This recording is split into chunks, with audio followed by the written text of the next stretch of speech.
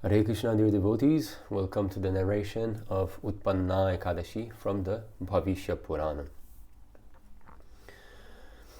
Om Namo Bhagavate Vasudevaya.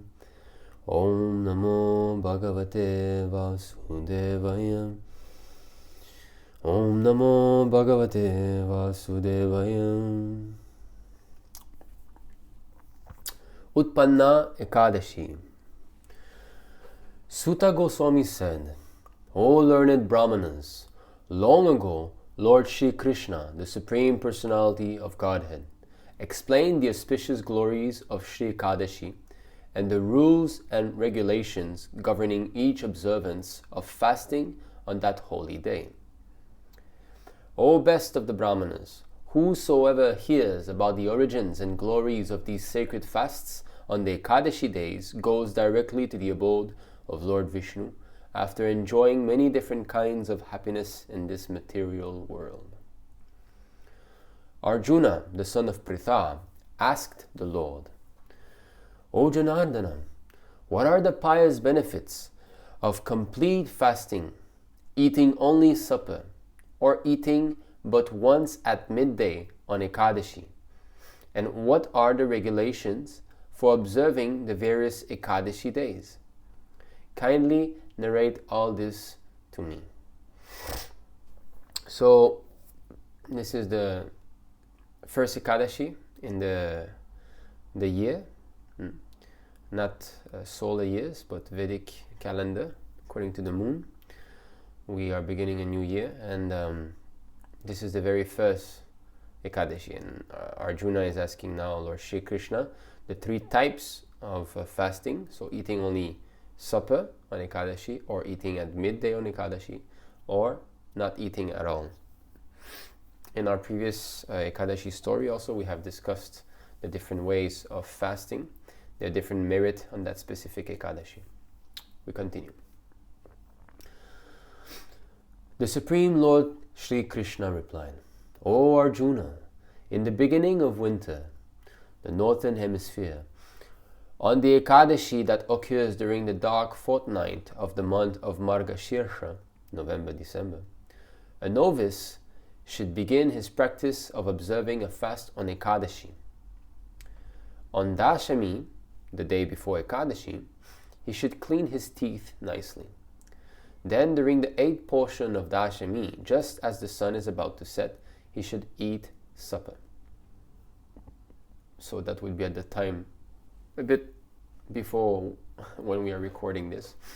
This Ekadashi occurs in different dates according to your position on the planet. So in the North Americas, it is on the 30th, so the last month of November. But here in Asia, China, Singapore, Philippines, in this way, it is actually on the 1st of December that we will be observing Ekadashi. The next morning, the devotee should make a vow, according to the rules and regulations, to observe fasting. At midday, he should take bath properly in a river, lake, or small pond. A bath in a river is most purifying. That taken in a lake is less so, and a bath in a small pond is the least purifying. Good to know. If neither a river, lake, nor pond is accessible, he may bathe with well water. So here we have gradation: rivers, lake, pond, and well water. The devotee should chant this prayer containing the names of Mother Earth. O Ashvakrante, O Rathakrante, O Vishnukrante, O Vasundhare, O Mrittike, O Mother Earth, kindly remove all the sins I have accumulated throughout my many past lives, so that I may enter the sacred abode of the Supreme Lord. As the devotee chants, he should smear mud over his body. So, these are all rules and regulations according to the Vedas. There are so many different mantras. Of course, it is nice to pray to a devotee like Mother Earth, but Srila Prabhupada has not given us any of this way of observing Ekadashi. So chanting Hare Krishna is sufficient. we have to follow the Vedic injunctions according to what the Acharya has given us. And this is called Acharya Upasana, the worship of the Acharya. So there is no way to chant this or that mantra, especially that we want to be showing by example. If we start to introduce new mantra, and then people who might not be advanced much in the devotional practice of sadhana bhakti might want to concoct more. Oh, this devotee is chanting this mantra, then I will introduce this, then I will introduce that, and in this way the movement will become polluted. So better just chant Hare Krishna. During the day of fasting, the devotee should not speak to those who are fallen from their religious duties, to dog-eaters, to thieves, or to hypocrites. He should also avoid speaking with slanderers, with those who abuse the demigods, the Vedic literatures, or brahmanas, or with any other wicked personalities, such as those who have sex with forbidden women, those who are known plunderers, or those who rob temples. If any such person is spoken to or even seen during Ekadashi, one must purify oneself by looking directly at the sun. So looking at the sun is a purifying agent. That's a fact.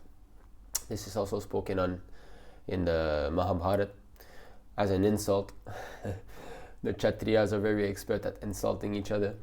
So I do not remember who was saying, but saying that you are so sinful that if I look at you, I'll have to look at the sun afterwards to purify myself.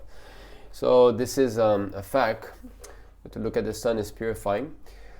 And to even look at sinful person is also contaminating. The ways that sins are transmitted are so subtle. The ways of association, whether it be with devotees or non-devotees, is so subtle that we might not understand how it occurs. If I'm not wrong, I believe it was in the Garuda Purāṇa. I forgot. At some time I had to study some other Puranas to make a video that we've made, and I saw this verse that how sins are transmitted. And it was saying that if one walks side by side with someone, he takes some of his sins. If one breathes the same air as someone, for example, maybe you get in the lift and someone has got a very bad breath and you can smell it. Definitely this air was within his mouth, otherwise how come it is so stinky, right? And then you breathe it, you are inhaling some of his sins. So in this way, looking at the face also. This is why even, is it Rupa Goswami or Sanatana Goswami, he told us, don't look even at these people's face. These people means what? Non-devotees. This is how strict we have to be in non-association with devotees, because what is the cause of fall down? Sometimes someone might be taking to spiritual life very seriously, and no, I will chant the holy name of the Lord, I will read Srila Prabhupada's books, I will read the Acharya's books, Bhagavad Gita. I will follow all the regulative principles, and after some time he falls away from the devotional standard. He breaks the 4 regulative principles: no meat eating, no intoxication, no gambling, no illicit sex. He breaks one of them and again goes to his old ways. Why? Bad association. That's the only cause. The only cause of someone who's trying to get cured from a disease and again falls down is because, falls sick, is because he has not protected himself properly, and thus the disease recurred and he has again fallen into a sick condition. So this is how strict we should be. Now, of course, the thing is that if we go buy vegetables or something, it's not that you're not going to be looking at these people, right? So how practical is it?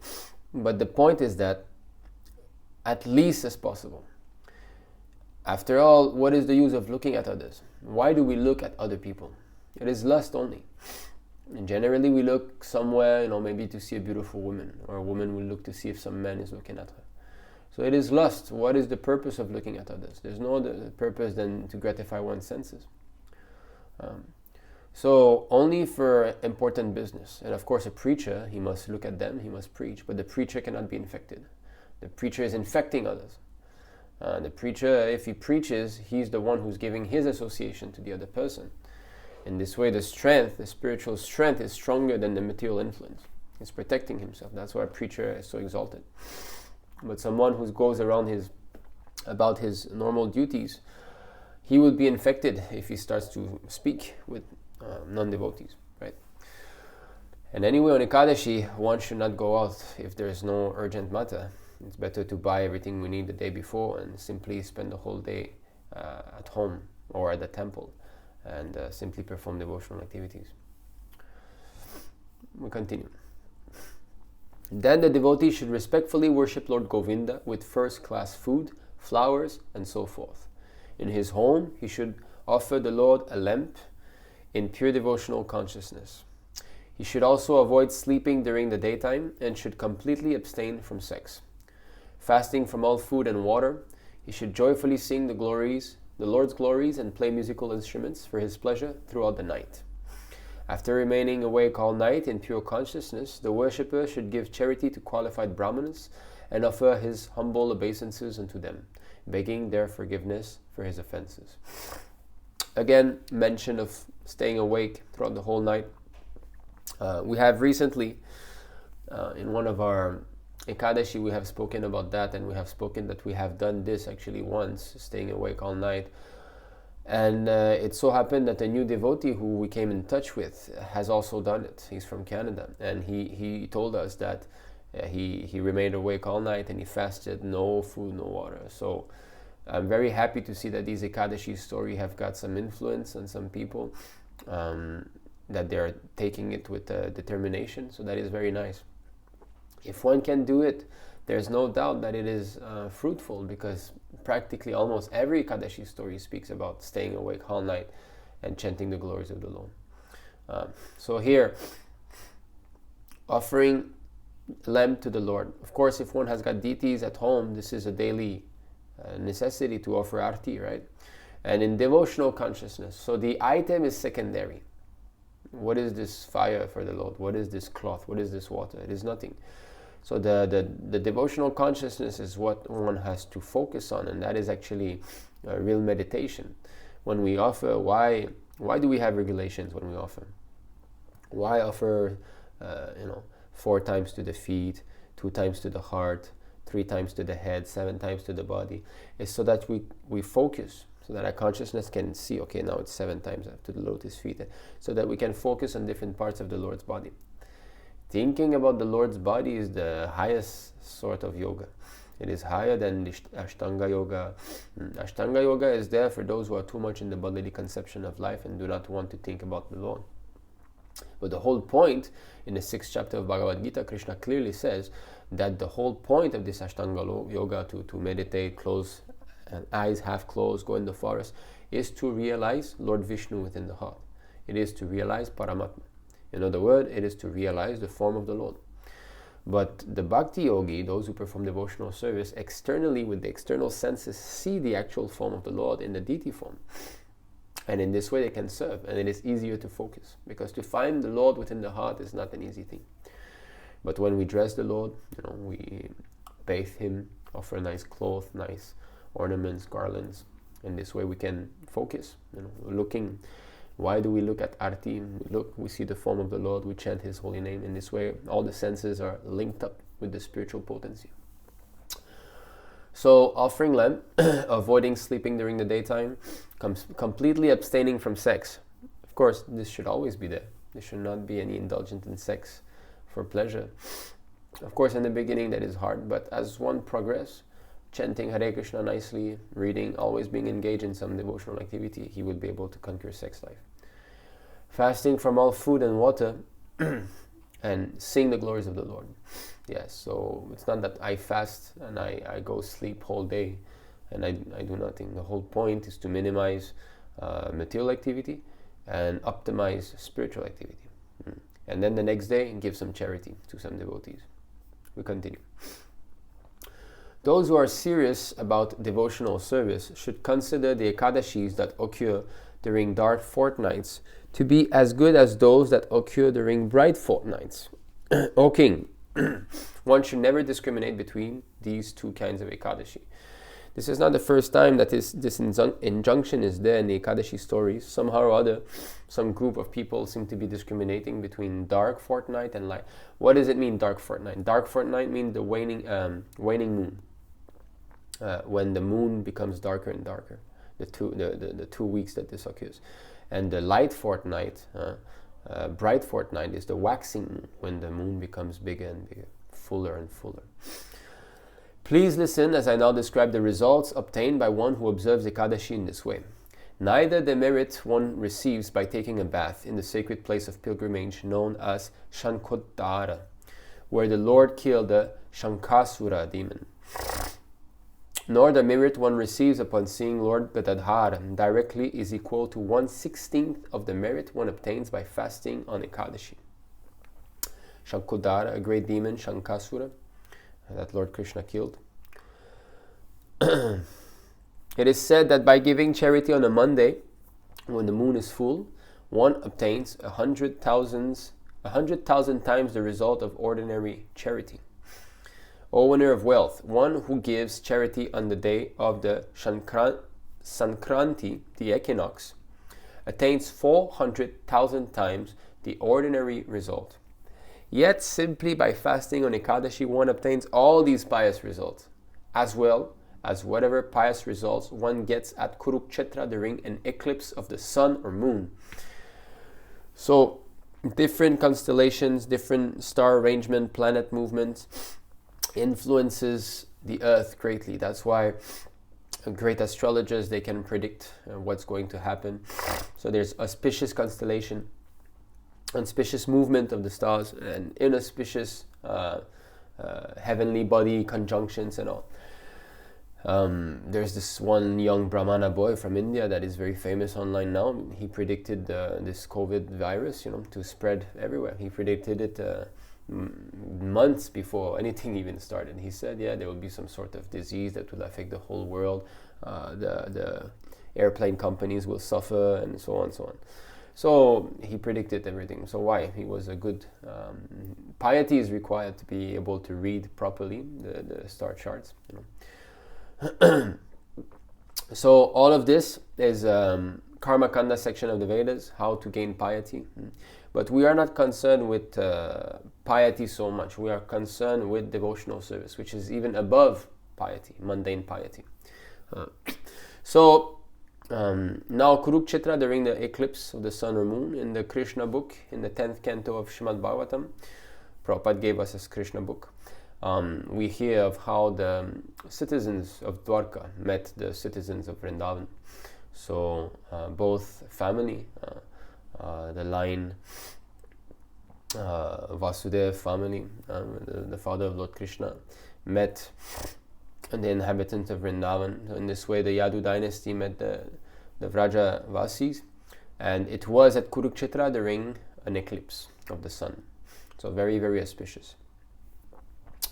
Furthermore, the faithful soul who observes complete fasting on Ekadashi achieves 100 times more merit than one who performs an Ashvamedha Yajna, a horse sacrifice.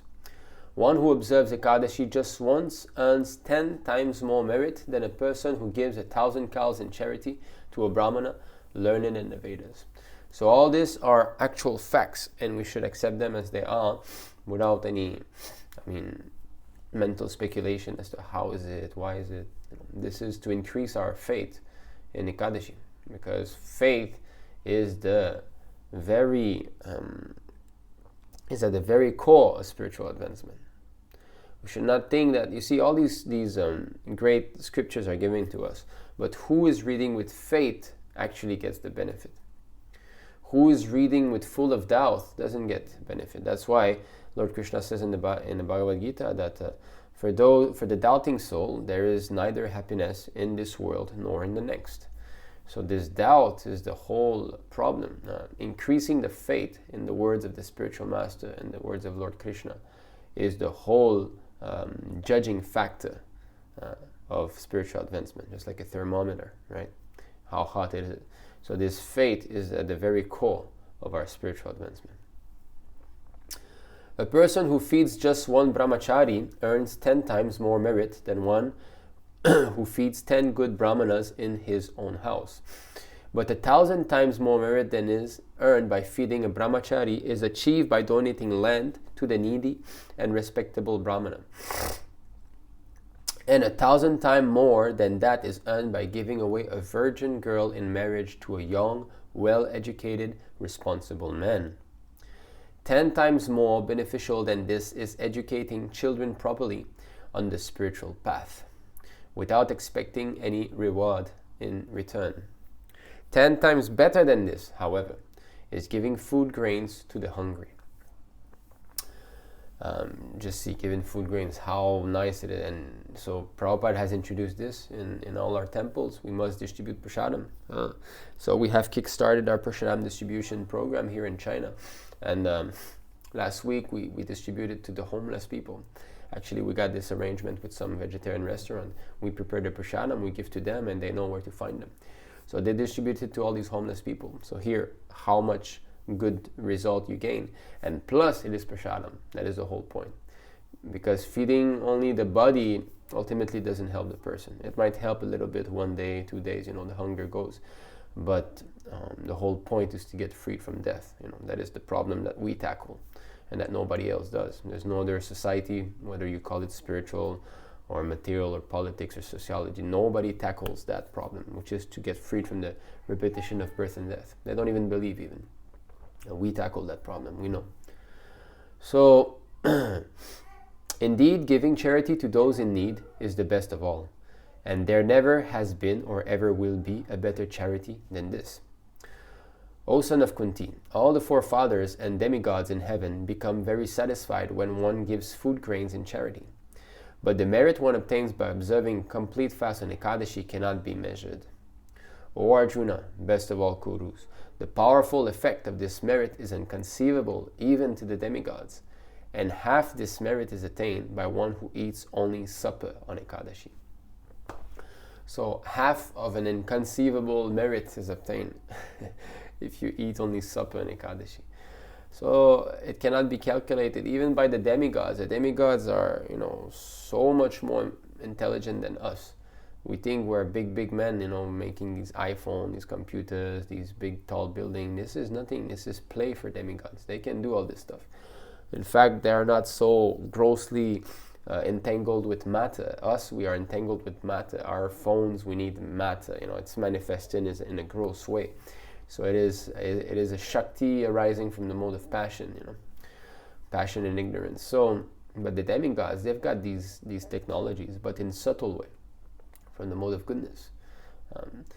Not that I have to take my phone out of my thing and I have to type and I have to call and all this stuff and I have to have those ugly big towers that send a signal. Demigods simply by mind, they can call someone. Many times in the Mahabharata we hear that the sages, they say, if you need me, you just think of me and I'll come. How does that work? This is not spiritual. It's not spiritual, it's material still. It's a material science. It's just that we don't know how to do it. So, inconceivable to understand the merit of fasting on Ekadashi. One should therefore observe fasting on Lord Hari's day, either by eating only once at midday, abstaining from grains and beans, or by fasting completely. So Prabhupada told us you fast from grains and beans. He gave us this, and he told us Ekadashi Prasadam, which means what? Fruits, milk, nuts, like that. Or complete fast. That is the best. The processes of staying in places of pilgrimage, giving charity, and performing fire sacrifices may boast only as long as Ekadashi has not arrived. That's a nice comparison. Sometimes we've got some people who are boasting of their skills, right? Until the pro comes. And then what are they in front of the pro, right? So it's just like some man thinks himself very strong or something, and then Muhammad Ali comes, then what is the meaning? So here it says this giving charity, performing fire sacrifice, going to places of pilgrimage, which is all mentioned in the Vedas as means of purifying one's existence. These things may boast as long as Ekadashi has not come. Ekadashi is also a person also. Everything is personal. Because we are so much engrossed in matter, thinking that we belong to matter, we think everything to be impersonal. We think that the sun is just a fiery ball with no life, the moon, same thing, the stars, all empty. Everything is a person. Days are person, months are person, Ekadashi is a person. Everything is a person. This is so hard to understand because we've been brainwashed, Not only are we in this material world for how long we do not know, but now in this nonsense fallen age of Kali Yoga, we go to these atheistic schools, and what do they teach you? You come from monkey, everything comes from nothing. When you die, there is nothing. Other planets all empty. Basically, you're the most advanced. You compete with all the other gods around you. I mean, what a fallen age we live in, right? Okay, so let us continue. Therefore, anyone afraid of the miseries of material existence should observe Ekadashi. On Ekadashi, one should not drink water from a conch shell, kill living entities such as fish or pigs, or eat any grains or beans. Thus I have described to you, O Arjuna, the best of all methods of fasting, as you have inquired from me. So drink from a conch shell. I don't know who does that. Conch shells are very auspicious. They're pure, we use it only for the worship of the Lord. So I don't know who would do this. Kill living entities such as fish or pigs. We shouldn't kill at all, always. But you see, the Ekadashi are there in the Puranas to encourage those who come from all fields of life. So why is this injunction there? That means the Lord will arrange for some meat eaters to read this Ekadashi story or hear this Ekadashi stories. And then a little bit of restriction, no fish or pigs, This is all to encourage one to come to eat Krishna Prasadam. That's the whole point. It's a whole ladder. Yeah, don't eat fish, don't eat pigs, okay, don't eat cows, don't do this, don't do that. And then slowly come to the point that, don't eat meat at all. You eat only fruits, grains, vegetables, milk, and you offer to the Lord. That is the top of the pyramid. Arjuna then asked, O Lord, according to you, 1,000 Vedic sacrifices do not equal even one Ekadashi fast. How can this be? How has Ekadashi become the most meritorious of all days? If Arjuna even is asking that, wow, how come, Of course, his doubts are arranged by the Lord. But even he asks like this, what to speak of us? Lord Shri Krishna replied, I will tell you why Ekadashi is the most purifying of all days. I think this is the actually story of how Ekadashi came about. I'm not sure, but in the Satya Yuga, there once lived an amazingly fearsome demon called Mura, always very angry, and he terrified all the demigods, defeating even Indra, the king of heaven. Vivashvan, the sun deity or the sun god, the 8 Vasus, Lord Brahma, Vayu, the wind deity, the wind god, who is Vayu, and Agni, the fire deity, with his terrible power, he brought them all under his control. So the Asura brought all of the demigods within his control. Lord Indra then approached Lord Shiva and said, we have all fallen from our planets and are now wandering helplessly on the earth. O Lord, how can we find relief from this affliction? What will be the fate of us demigods? Sorry, I'm a little bit sick.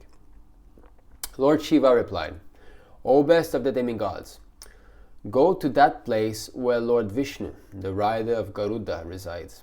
He is in Jagannath, the master of all the universes and their shelter as well. He is devoted to protecting all souls surrendered to him. Lord Krishna continued, O Arjuna, winner of wealth, after Lord Indra heard these words of Lord Shiva's, he proceeded with all the demigods to the place where Lord Jagannath, the Lord of the universe, the protector of all souls, was resting. Seeing the Lord sleeping upon the water, the demigods joined their palms and, led by Indra, recited the following prayers.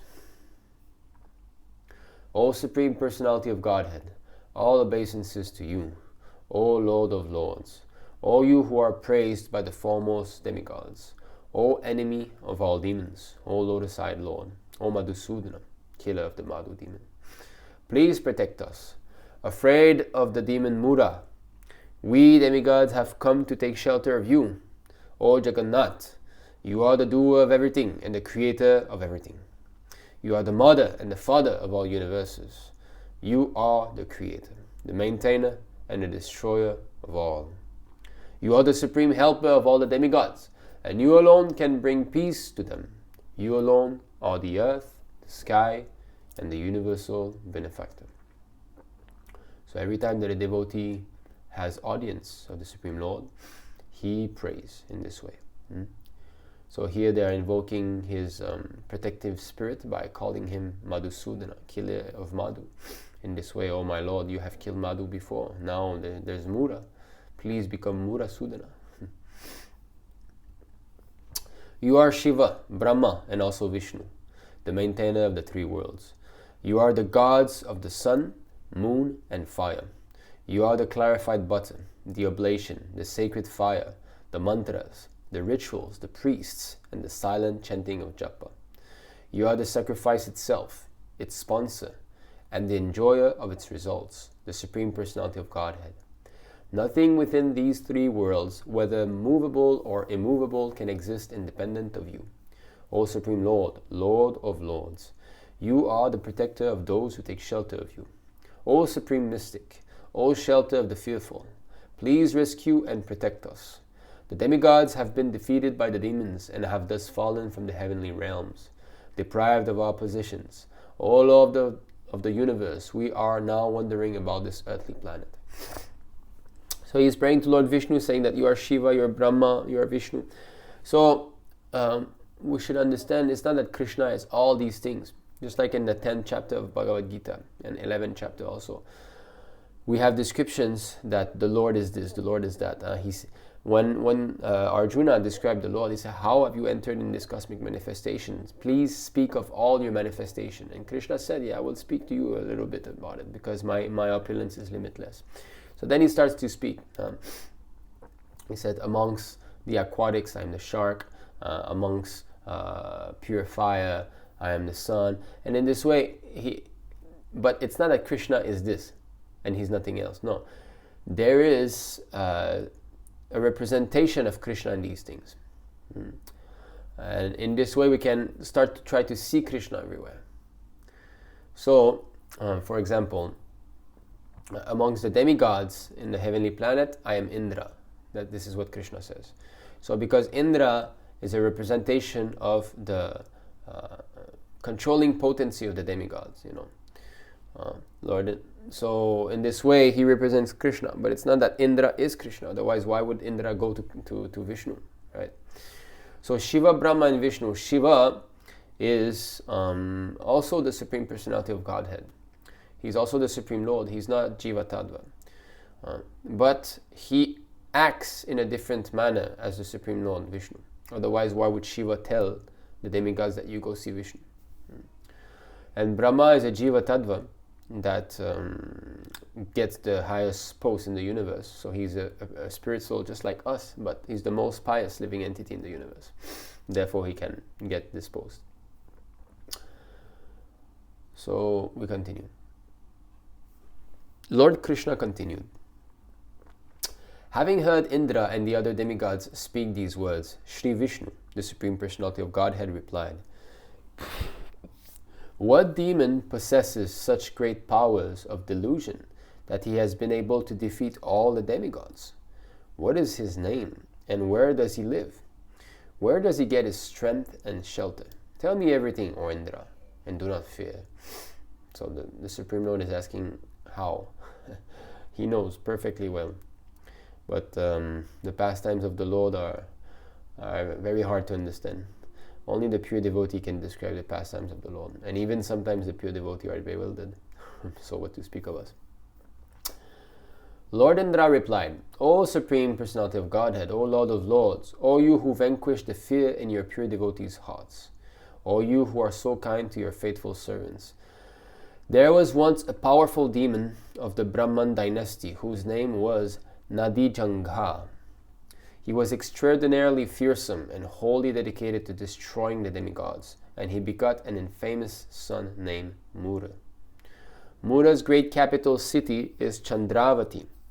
From that base, the terribly evil, powerful Mura demon has conquered the whole world and brought all the demigods under his control, driving them out of their heavenly kingdom. He has assumed the roles of Indra, the king of heaven, Agni, the fire deity, Yama, the lord of death, Vayu, the wind deity, Isha, or Lord Shiva, Soma, the moon deity, Nairiti, the lord of the directions, and Pashi, or Varuna, the water deity. He has also begun emanating light in the role of the sun deity, and has turned himself into the clouds as well. It is impossible for the demigods to defeat him. O Lord Vishnu, please kill this demon and make the demigods victorious. So we can see that he took the post actually of all these demigods, which is never allowed for a demon. All the controlling deities of the universe, those who have been appointed as a manager of the material affairs, are devotees of the Lord. Non-devotees cannot touch such posts.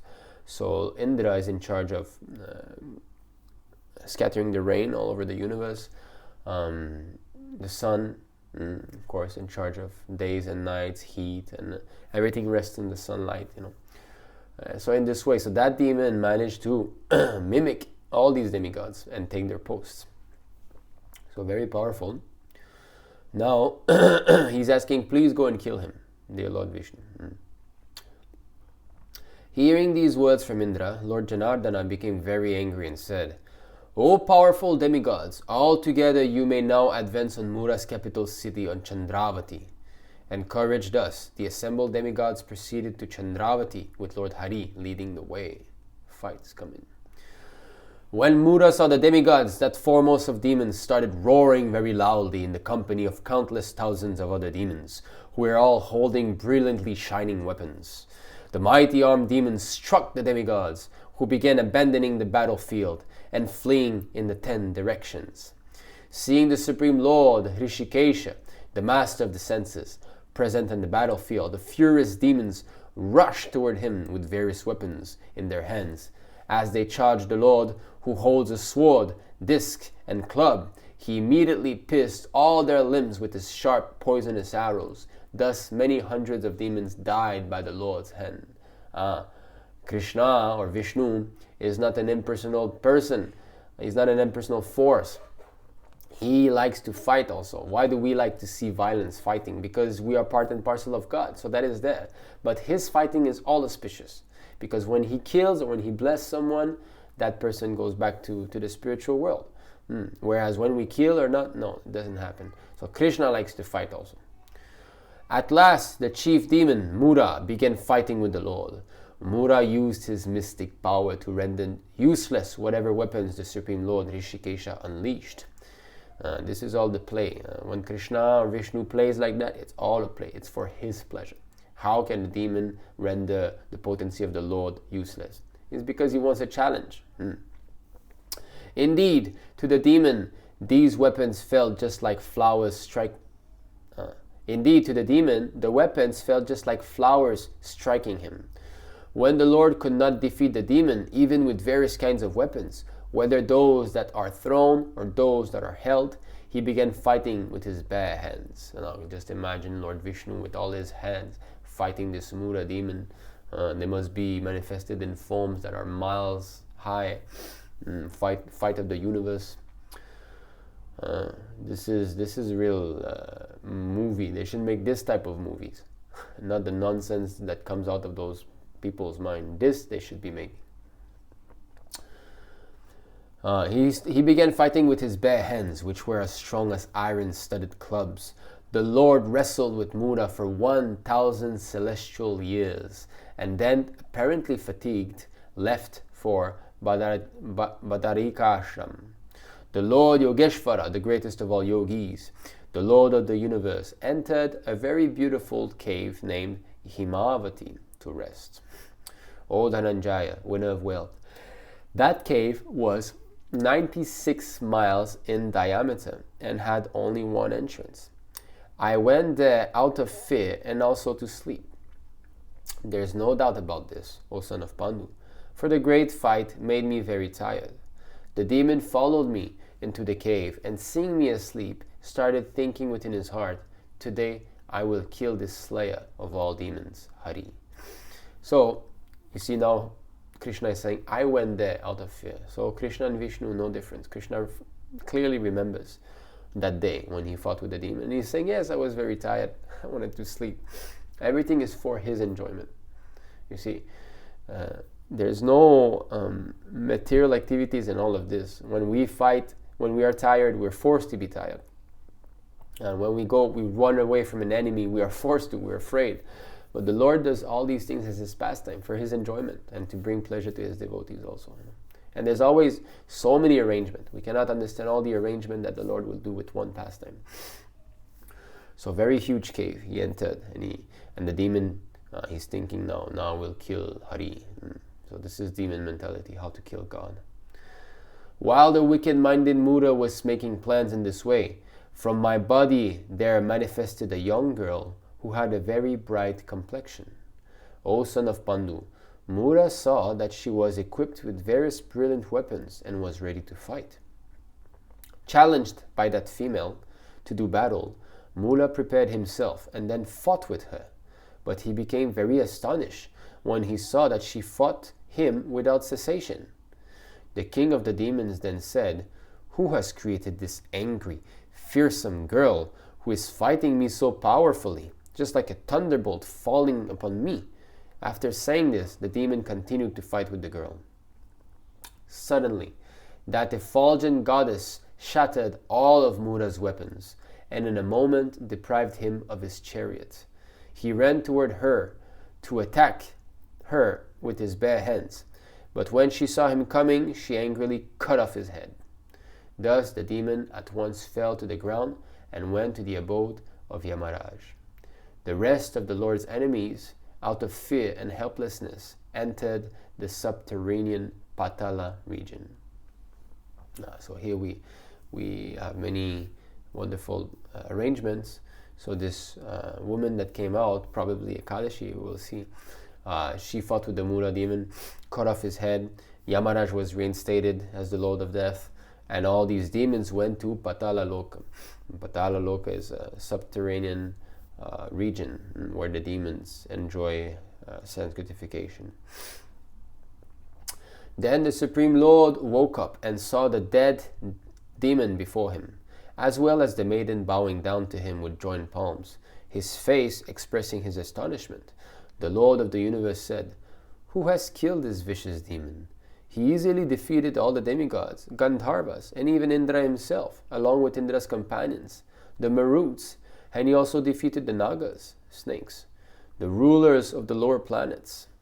He even defeated me, making me hide in this cave out of fear. Who is this that has so mercifully protected me after I ran from the battlefield and went to sleep in this cave?"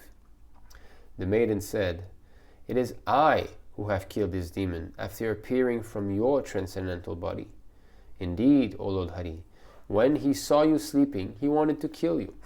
Understanding the intention of this thorn in the side of the three worlds, I killed the evil rascal, and this freed all the demigods from fear. I am your great Mahashakti, your internal potency, who strikes fear into the hearts of all your enemies. I have killed this universally terrifying demon to protect the three worlds. Please tell me why you are surprised to see that this demon has been killed, O Lord."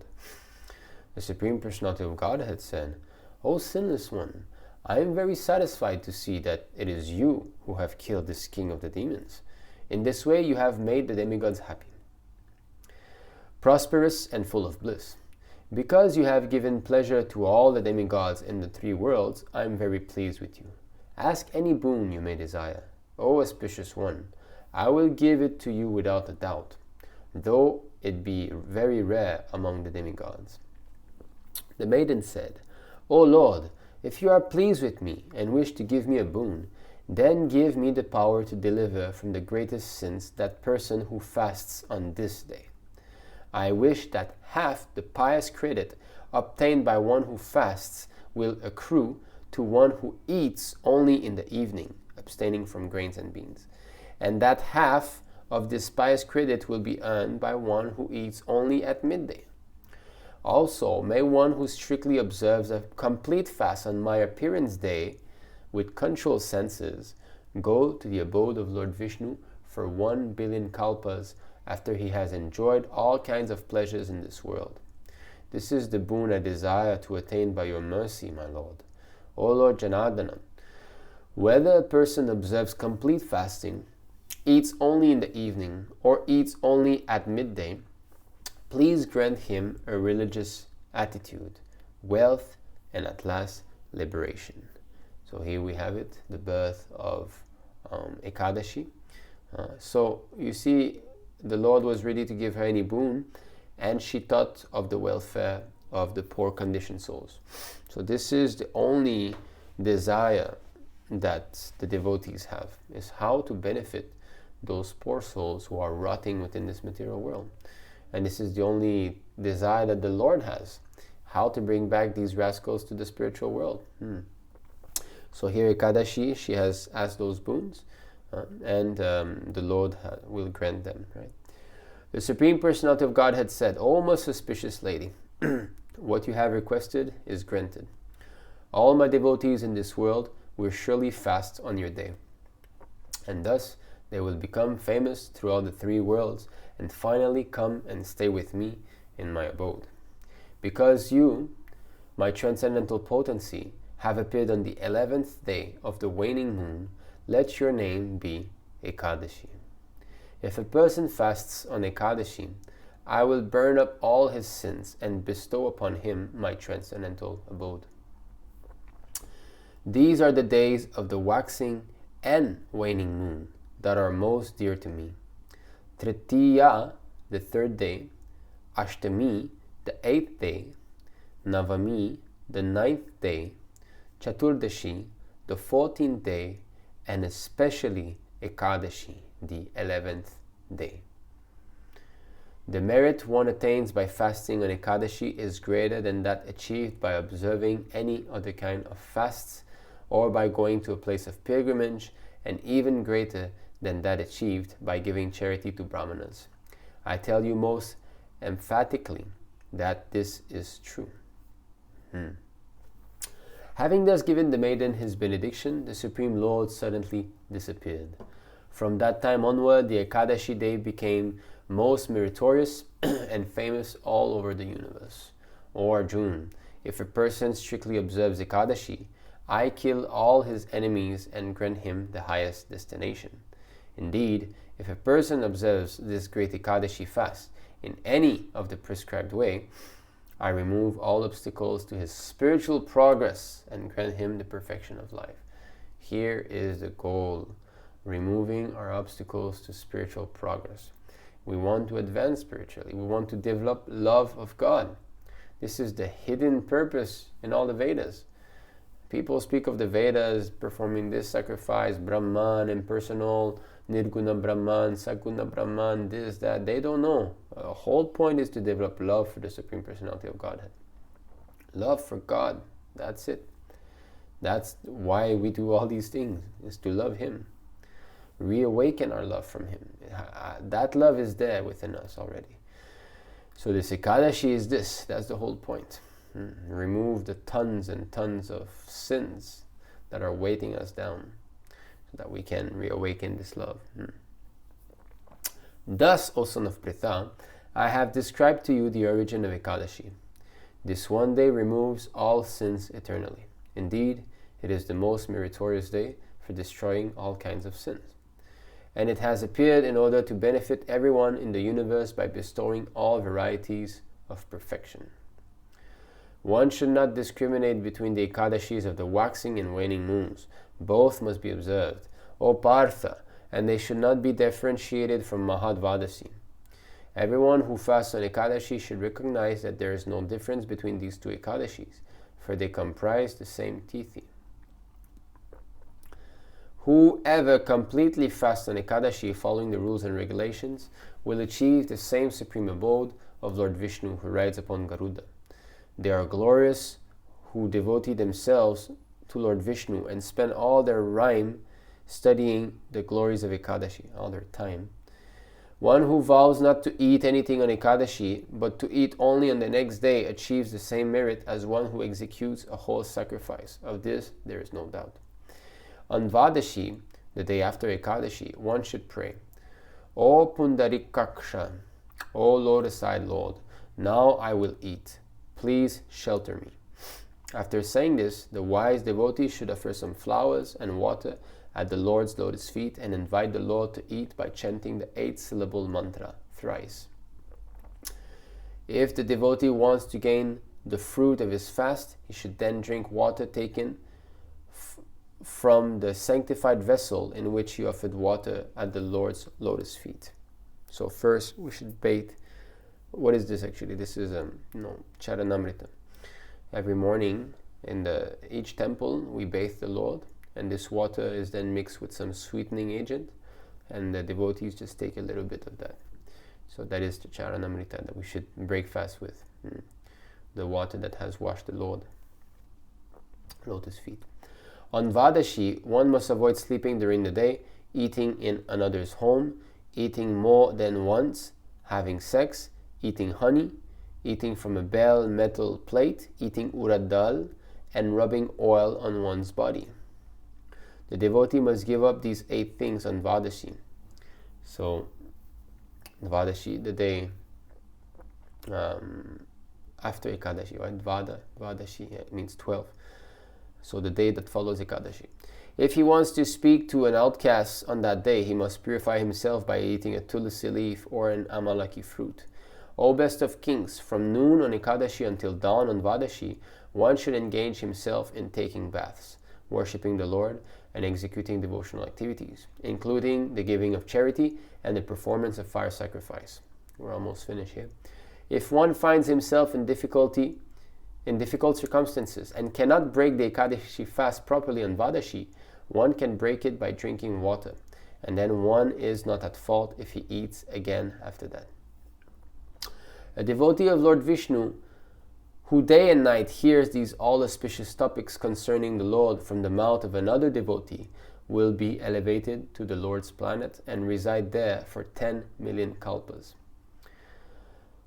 Now, when you go back to the Supreme Lord's abode, why would they be a time-lapse 10 million kalpas? This is the second time that I come across this in Ekadashi stories, and I'm not going to try to comment on this. Because in the Bhagavad Gita, Krishna says, one who comes back to me never comes back again.